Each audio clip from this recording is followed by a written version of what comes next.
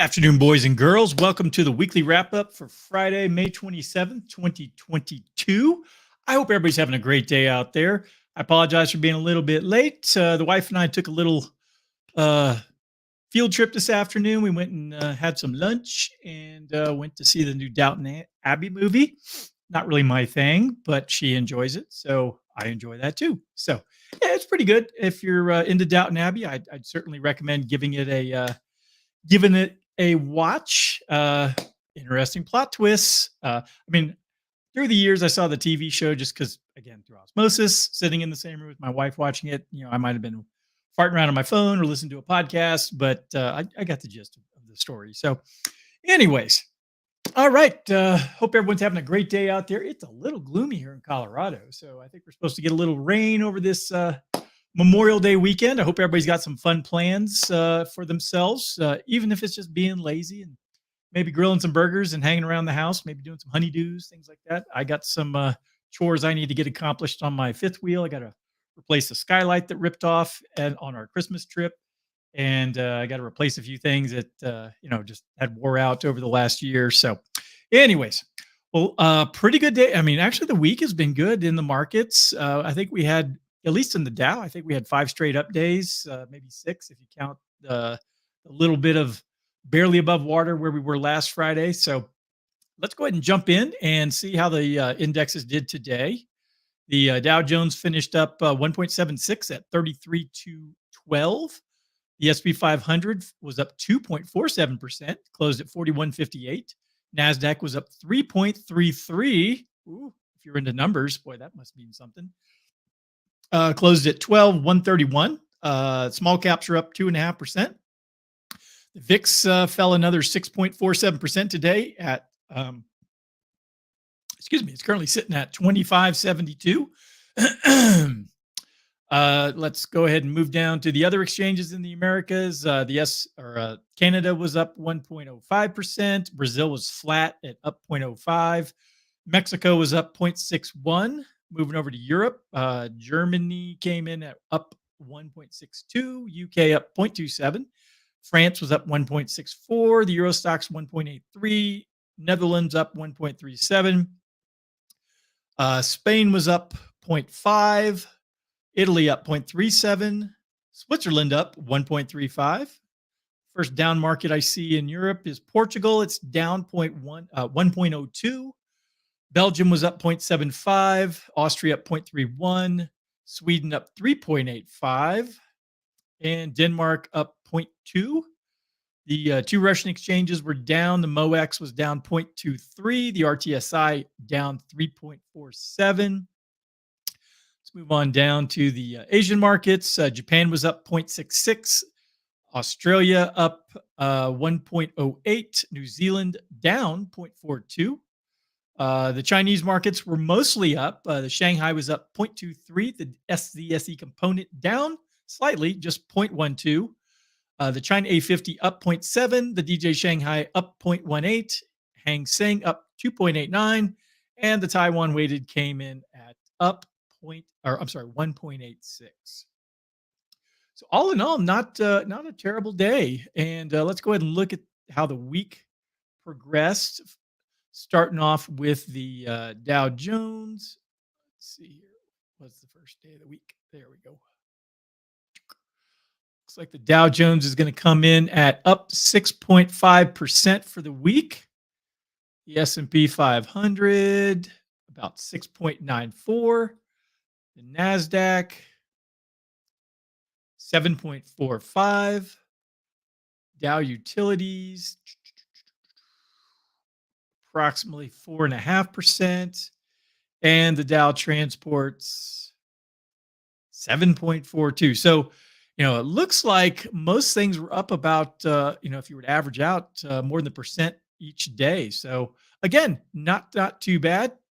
Let's go ahead and zoom out and take a look at, again, the longer term trends. You can see here, as of today, we did break through this line of resistance where we've typically fallen back below. You can see, the previous instances where we bounced off or gone slightly above and then retraced back within this resistance line. So we'll see what happens on Monday Monday's the holiday, Tuesday and Wednesday, and see if is this going to be a longer term trend, or are things going to fall back in line like they did in the previous two incidents where we had uptrends for several weeks. So, all right, let's go ahead and let me close that and dive into the economic numbers that came out this week. First off, initial jobless claims came in at 210,000. Forecast was 215. So pretty good. We did fall back. We were at 218 last week, and we dropped back down by about 8,000. So not too bad there. Continuing jobless claims came in at 1.346 million. The forecast was 1.31 million. So about 36,000 over forecast. And last week's numbers were revised down from 1.317 to 1.315. So in the last week, we went up about 30,000, 30 or 40,000, about 30,000 continuing claims. All right. Next up, the U.S. Manufacturing Purchasers Managers Index. Boy, that's a mouthful. Came in at 57.5, right on forecast. Did pull back a little bit from last month where we were at a 59, or actually the last 2 months where we were in the 59 range. And so, again, we'll see what the longer term trend does show. New home sales came in under forecast at 591,000. The forecast was 750,000. So again, you can see where was it the highest? What month is this? That's March. In January, we were in the 830 range, and we dropped down under 600,000. So again, I think a lot of this has to do with tighter supply in the system. Also, mortgage or interest rates going up on mortgages makes it more really prices out a lot of people at the lower end. So. All right. Next up, U.S. durable goods orders month over month came in at a negative, or was that positive 0.4, but it was under forecast. The forecast was 0.6, so we did come in above the break even line there.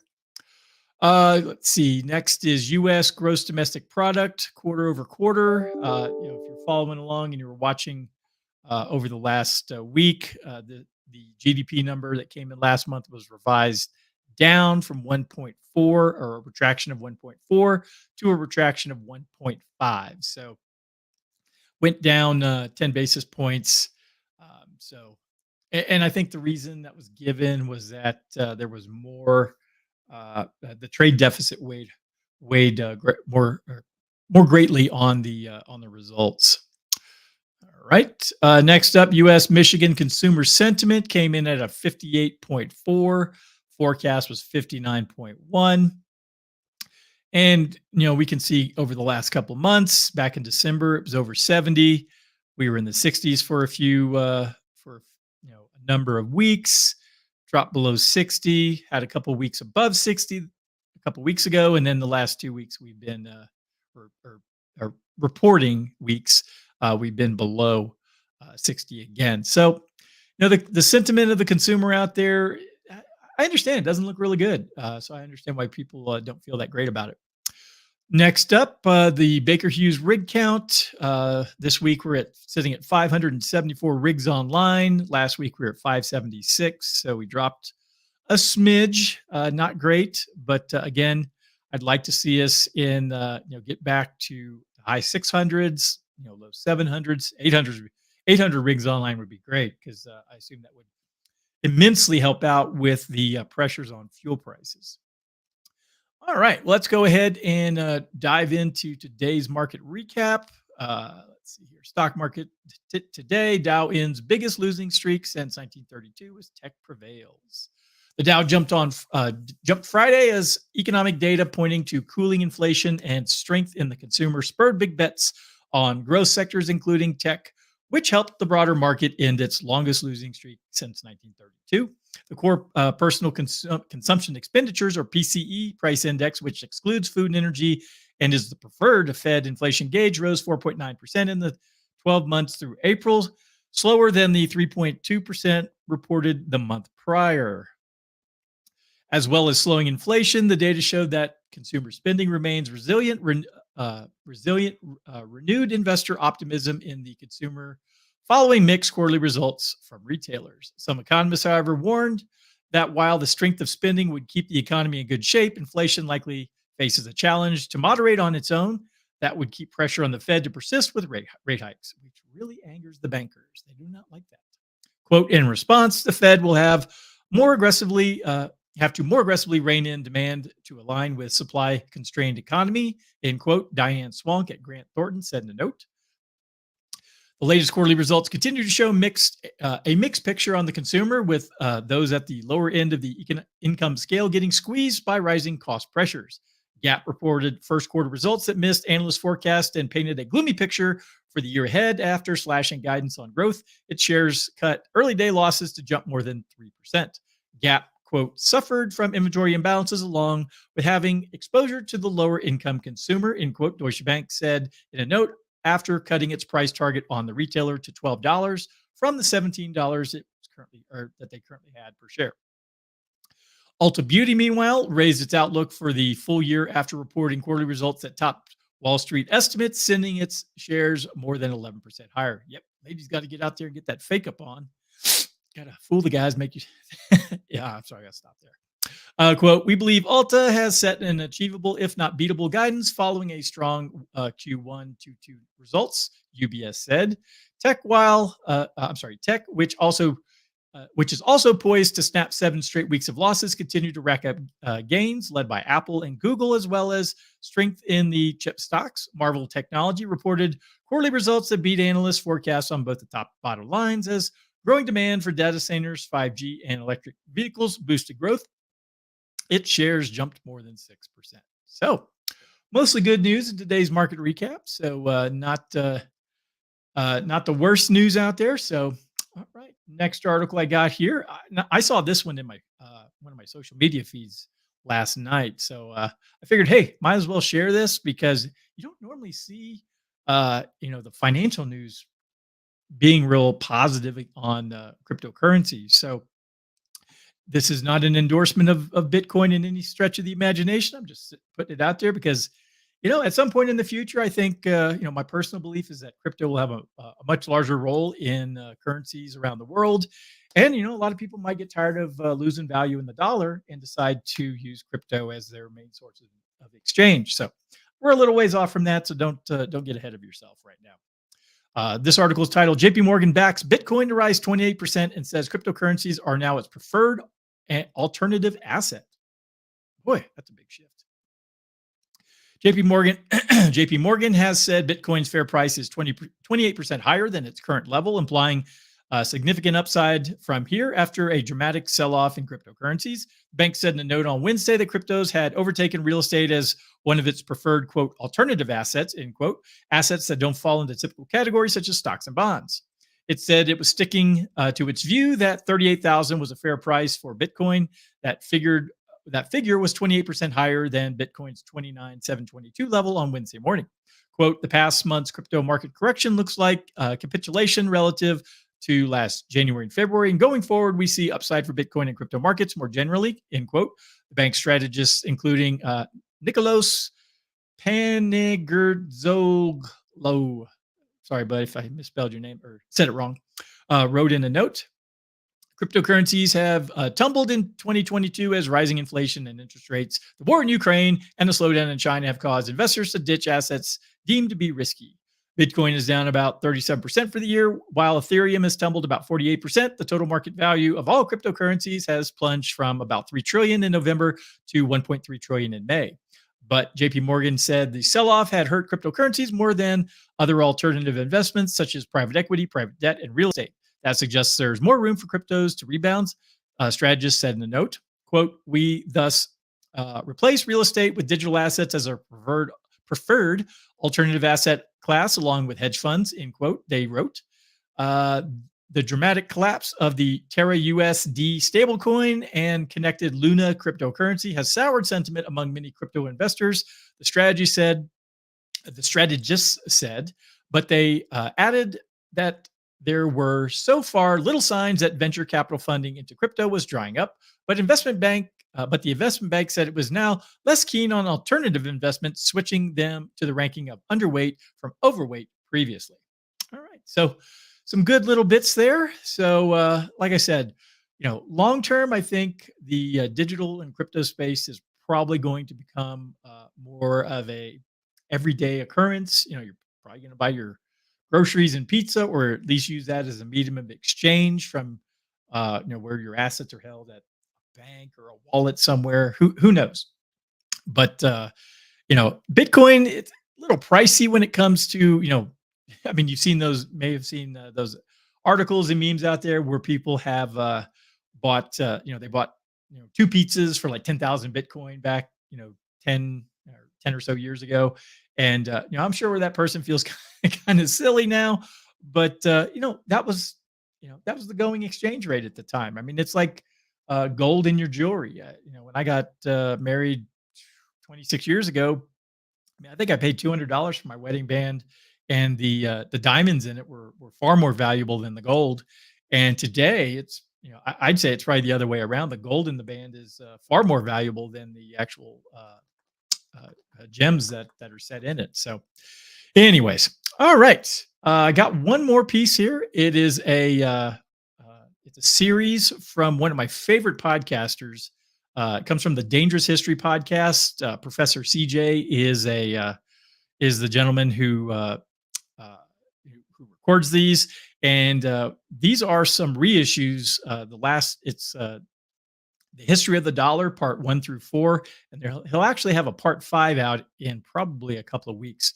These are episodes that he did years ago that are behind his paywall that he's brought out, in light of what's going on with the dollar today. And it goes back. Let me see here. The first one he did, History of the Dollar, Part 1, was his 21st episode. If to tell you something, he's now on episode 233 as of his most recent long forms.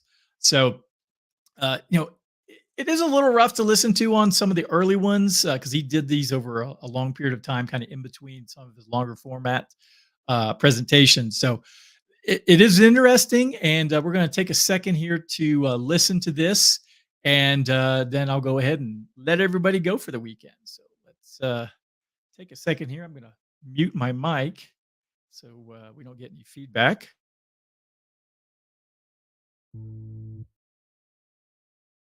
And in the mid 60s, the metal value of the coins was starting to exceed their face value. So in other words, the silver in a quarter was starting to be worth more than 25 cents. Now, rather than addressing the cause of this, the government, as it usually does, tries to treat the symptoms. So they passed something called the Coinage Act of 1965. The Coinage Act of 1965 said that dimes, quarters, half dollars, and dollar coins would, for the first time in U.S. history, not be minted out of silver. Instead, they'd be made out of a copper-nickel combination that is virtually worthless relative to the face value of the coin. Silver coins continued to be minted for a little while after the act passed, as the government just used up its last remaining stocks of silver, but all of those coins, even the ones that were dated that were minted in 65, were actually dated 64, were stamped with a mint date of 64. Kennedy half dollars, perhaps out of concern at commemorating the still recently assassinated president, continued to be made out of a 40% silver composition for a few more years, and then that was pulled as well. So by the early 70s, there's essentially no American money that is actually being made on a regular basis with silver, other than an occasional special edition coin or something that's not even really intended to be used as money, but it's sold to collectors. At the time, Americans who understood how money really worked, who understood that the reason they were phasing out the silver coins was because the silver was gaining in value and the actual dollar was losing in value, they went and grabbed as much of the silver coinage that was out there as they could, including, I've heard stories from my grandpa, other people in my family who understood how money and value really work. They went out there, and while the silver coins were being replaced, they exchanged as much paper money and as much non-silver coins for silver coins as they could, and then stashed those away, knowing that the value of the silver in those would far exceed their nominal face value in the near future. And it did. And it did.